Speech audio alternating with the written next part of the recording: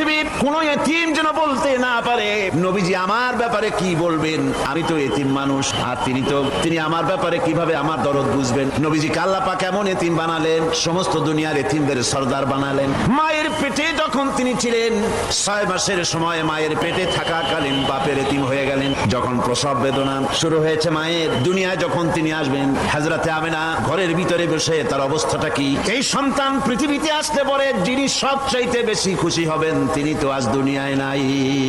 মনের ভিতরে কত কষ্ট। আল্লাহ রাব্বুল আলামিন তার হাবিবকে দুনিয়া আনলেন। রাসূলের দাদা ঘরের সামনে তাঁবুর সামনে দাঁড়ায়া তায়েফ থেকে আগত সাদিয়া গোত্রের লোকদেরকে বলতেছেন, এই ঘরের ভিতরে একটা এতিম বাচ্চা আছে, বেশি টাকা কড়ি দেওয়া যাবে না, যদি দয়া হয়ে নিয়ে যাও। গরিব মানুষ, এতিম মানুষ দেখে শুনে কেউ আর নিতে চায় না। সবশেষে এলেন ভাগ্যবতী মেয়ে, ভাগ্যবতী মহিলা হযরতে হালিমাতুস সাদিয়া, তিনি এসেছেন। কোনো ছেলে পেলে পায় নাই, সকলের শেষে তিনি এসেছেন। আব্দুল মুত্তালিব বলছেন, এই ঘরের মধ্যে একটা এতিম বাচ্চা আছে, দয়া হলে নিয়ে যেতে পারো। তিনি স্বামীর সঙ্গে পরামর্শ করলেন, এরপরে বললেন যদি দেখতে অন্তত ভালো হয়, মন যদি ভালো লাগে নিয়ে যাব, একেবারে খালি হাতে ফিরে যাওয়ার চাইতে তো ভালো। হযরতে হালিমা বলেন, আমি ঘরের মধ্যে প্রবেশ করলাম, মা আমিনার কোল থেকে শিশু মুহাম্মদ সাল্লাল্লাহু আলাইহি ওয়াসাল্লামকে যখন আমি কোলে নিলাম, আমি হুজুরের চেহারার দিকে নজর করে দেখলাম, আমার কাছে মনে হলো যেন পূর্ণিমার চাঁদটা আমার কোলে ধরা দিয়েছে।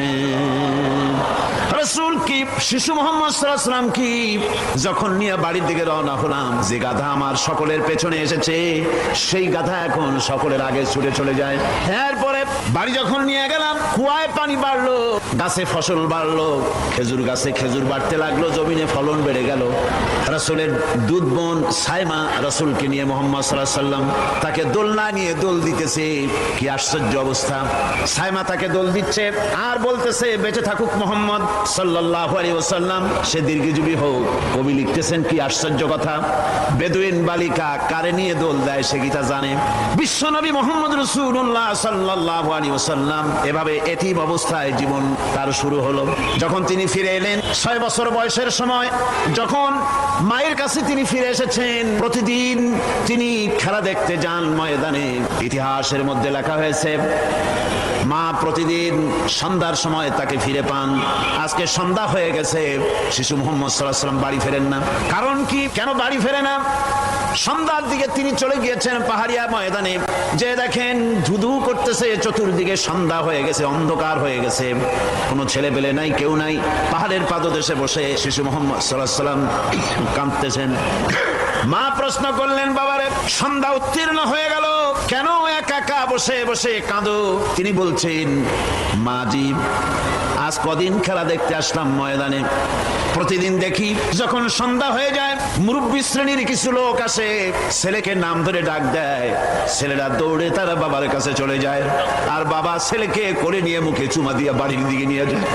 আমি আজ কদিন পর্যন্ত এই ময়দানে এলাম, কোনোদিন সন্ধ্যা বেলায় তো কেউ এসে আমাকে মুহাম্মদ বলে একটা ডাক দিল না।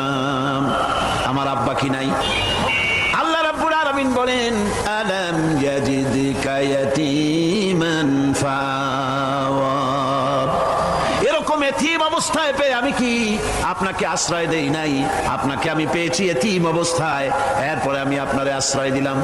ওয়া ওয়াজাদাকা দাল্লান ফাহাদা, এরপরে আমি আপনাকে পথ হারা পেলাম, আমি আপনাকে পথের দিশা দিয়া দিলাম। ওয়া ওয়াজাদাকা আইলান ফাআগনা, এরপরে আমি আপনাকে দরিদ্র অবস্থায় পেয়ে তারপরে আমি আপনার দারিদ্র মুক্ত করেছি আপনাকে। সুতরাং ফাআম্মাল ইয়াতীমা ফালা তাকহার ওয়া আম্মাস সাইলা ফালা তানহার ওয়া আম্মা বিনি'মাতি রাব্বিকা ফাহাদ্দিস। সুতরাং নবী, এতিমের প্রতি নির্মম ব্যবহার করো না, এতিমের প্রতি ভালো ব্যবহার করো, নির্মমতা দেখাইও না, আর ভিক্ষুককে ধমক দিও না, রূঢ়তা দেখিও না, আর আল্লাহর নিয়ামতের প্রশংসা করো।